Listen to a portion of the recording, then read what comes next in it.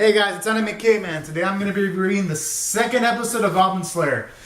And I gotta say, while this episode didn't have a lot of action like the first episode, it didn't make the episode bad by any means. This episode still had quite a few positives, because at the very least, we got to see the Goblin Slayer a slight bit more fleshed out, because throughout the episode, at the beginning, it showed this boy and a girl, and it didn't show this boy's face.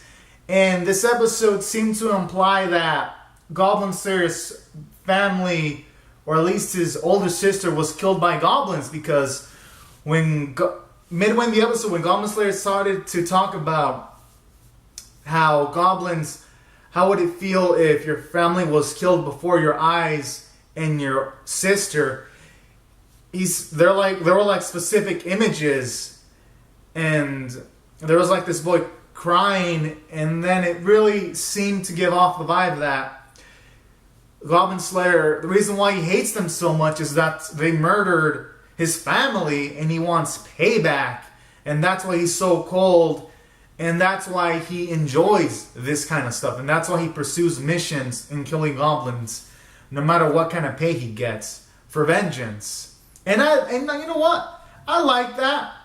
While it didn't tell us anything explicitly, it at the very least gave us something to at least have some sort of attachment towards the goals of our main character somewhat. Hopefully they can flesh it out later on in the episode so that we know specifically what happened to him. But at least from what I gathered from the dialogue, at the very least, it seemed like his family members were killed. So that was good. And I'd say really the only slight downside from a character standpoint in this episode was the priestess. I mean, we still don't have what her main goals are. What does she want to aspire to be? Because she took on a mission to help out the Goblin Slayer to get rid of these goblins. But we don't know if that's a specific goal, because the people that were killed around the priestess, there were people she didn't have any attachment to. So it's like, what does she aspire to be? Like, seriously. Or does she have is she forming some kind of love towards the Goblin Slayer? Hopefully they can flesh this out in the future episodes so that she isn't so bland, because she is so far, but she's not a deterrent yet. And at the very least, this episode did a good job of making her useful by actually having her do this barrier so that only one goblin was able to get out, but then the rest of these goblins were killed by these flames. So that's good. At the very least, for the most part, it looks like our priestess is not going to be some kind of damsel in distress for the most part. She's putting in some work too, and that's a positive. So, at the very least, while we didn't get some fleshing out, they at least made her somewhat of a utility. But I want to see more than just a utility from the priestess. Hopefully, they can actually make her into a living, breathing character. Now, as for other things, it was it kind of felt like I was blue-balled because in the episode, it felt like we were going to be shown the Goblin Slayer's face when they were going to eat. But then the anime didn't really show us his face.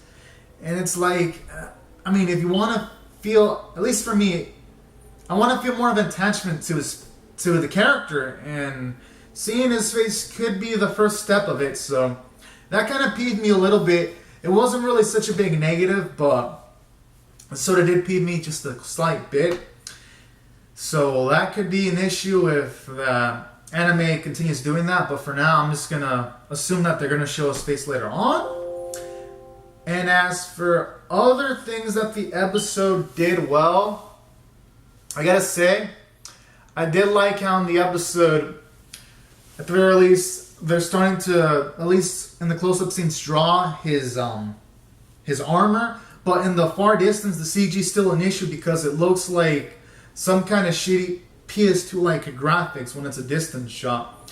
So that's something I think White Fox should work on. And as for other things, I like how this episode even shows the Goblin Slayer, at least it implies some of his human elements. Because it was cool to see a flashback where the receptionist was even telling the Goblin Slayer that you should be more proud of yourself because you're doing things that other people don't do and you're helping out the smaller people. So that was cool too. It shows that the Goblin Slayer is human and even has doubts about himself sometimes, and that's good to know. It would just feel nicer if we were able to see his face and all that so that we can form some kind of connection towards the man behind the armor. So that's kind of a small downside, but not too big. Opening was decent. Ending theme was good aside from the CG armor. You would think that at the very least in an ending theme that at least some viewers would see every single day would at least be hand drawn. So that's another small peeve about this episode for me. But all in all, I'd say this episode was pretty enjoyable. Just because we got a bit more snippets of the Goblin Slayer's personality, at least a little bit. And we got to see the priestess more useful.